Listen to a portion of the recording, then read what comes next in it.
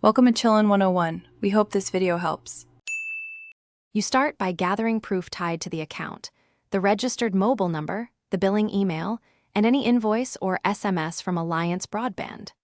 Once done, make sure the name on those documents matches what you used when signing up, because customer ID are linked to exact identity fields. This saves time when checking portals or speaking to support.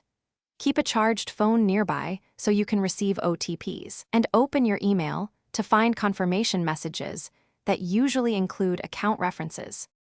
Next, log into Alliance Broadband's customer portal using your registered mobile number or email.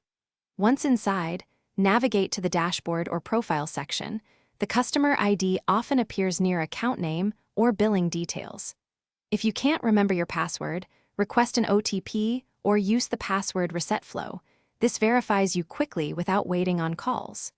Keep an eye on confirmation emails after logging in, because the ID can appear in billing statements and service summaries for easy copy-paste. If the portal doesn't show the ID, call Alliance Broadband support and provide your registered number, email, and name.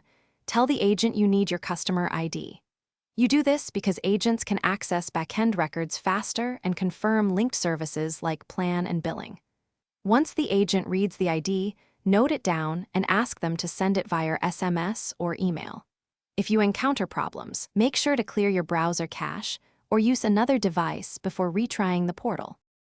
Thanks for watching. Consider subscribing if we helped you.